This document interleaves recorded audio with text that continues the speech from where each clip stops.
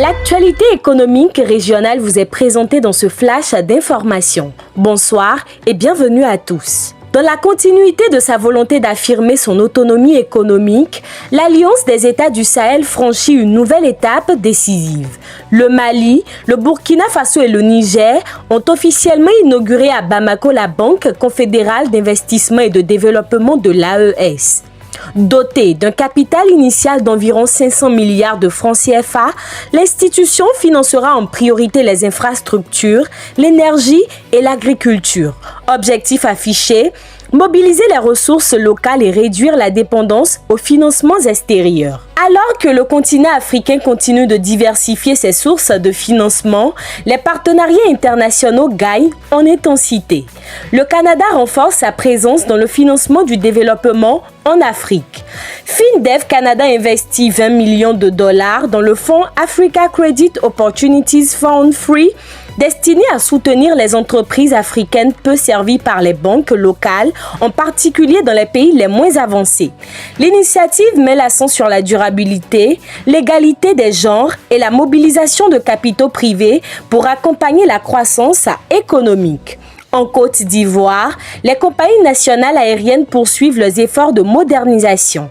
La compagnie aérienne Air Côte d'Ivoire a réceptionné à Abidjan un deuxième Airbus A330-900 Neo, renforçant ainsi sa flotte long courrier.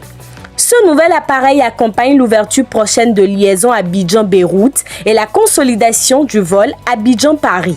La compagnie entend renforcer le rôle d'Abidjan comme hub aérien en Afrique de l'Ouest et améliorer l'expérience des passagers sur les vols longue distance. Sur le plan des finances publiques, une décision importante a été prise au Togo.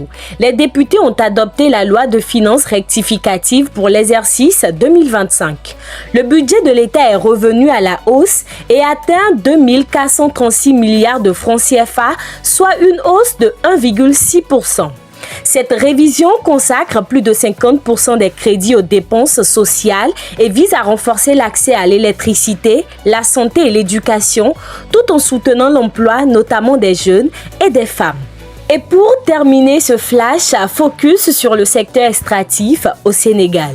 Le rapport 2024 de l'initiative pour la transparence dans les industries extractives révèle des revenus de 455 milliards de francs CFA générés par le secteur extractif, soit le double en moins de 5 ans. L'année 2024 marque l'entrée du pays dans l'ère pétrolière et gazière avec des recettes hydrocarbures en forte hausse. Le rapport souligne également la progression du contenu local tout en appelant à relever les défis environnementaux et sociaux liés à l'exploitation des ressources. Fin de ce flash info du 23 décembre 2025. Merci de nous avoir suivis et restez à l'écoute pour la suite de nos programmes et l'actualité en continu sur nos canaux digitaux.